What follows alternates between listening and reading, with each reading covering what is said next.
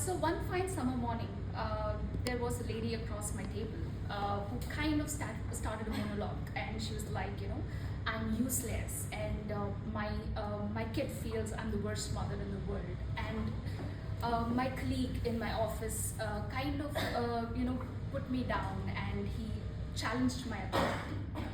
And I'm a very curious person, so I just kind of and add psychiatry to the bag, found me intrigued. So I leaned on and said, okay, go on, what went on? So she said, today morning my child was crying that she does not want to go to the school. This was the first that she was expressing such a thing. And I was running out of time, so I just yelled at her. I grabbed her to the car, put her in the car and said, you're going to school. And I just dropped her off at school. And then I walk into my boardroom, wherein my colleague kind of challenged my authority, and he kind of put me down in front of everyone. And then she says, I feel like a failure, a complete failure today. And but actually, I survived the day, and that's how my days have been.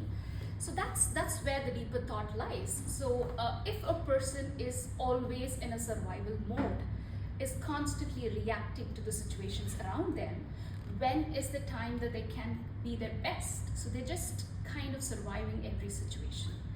So I'm here, I'm Dr. Vidya, so I'm here to talk about that skill which will help her out to get out of the survival mode.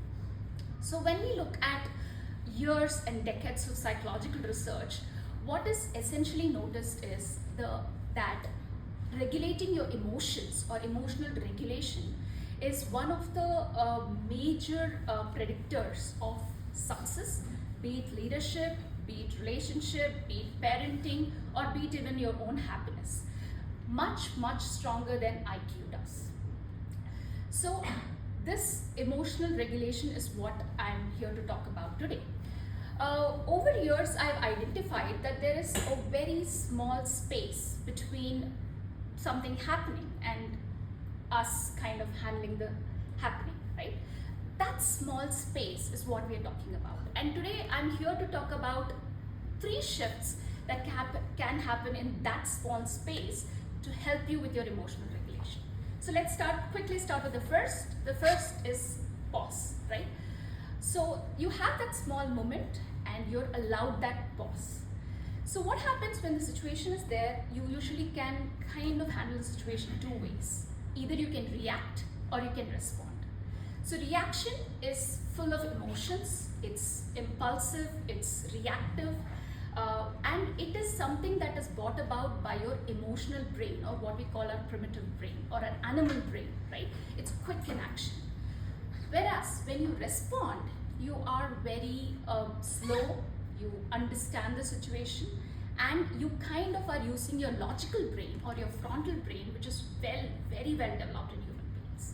So that is the difference between reaction and response. So if you look at this woman, she kind of yelled at her child and she just put her back in school, and she probably just smiled at the colleague and didn't respond anything much.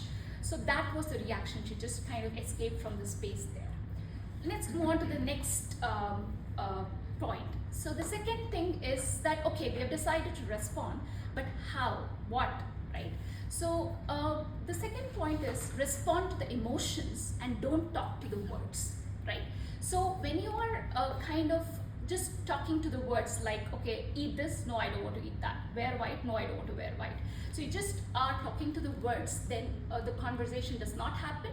It's more of a defensive war that happens between 2 people.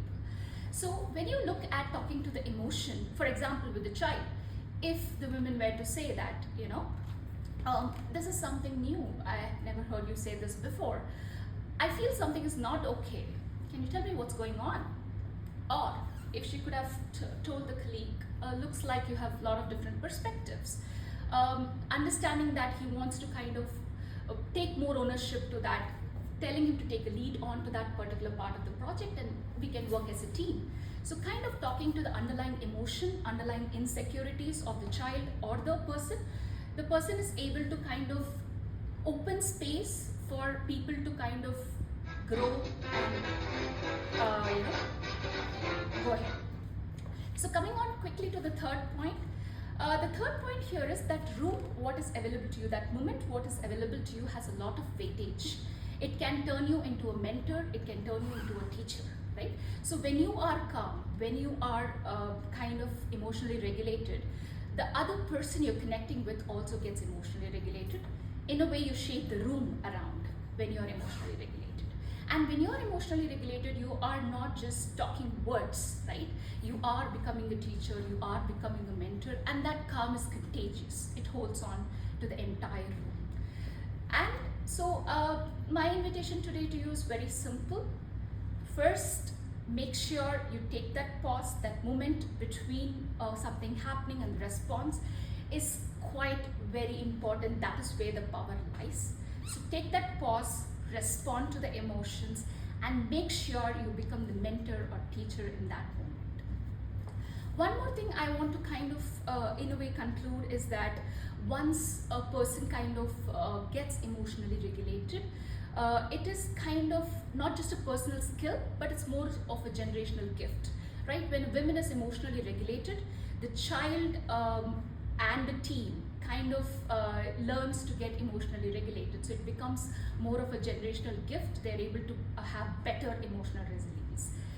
And when a woman is emotionally regulated, basically she stops surviving moments or surviving days, and quietly she becomes a leader and leads the day. Thank you so much.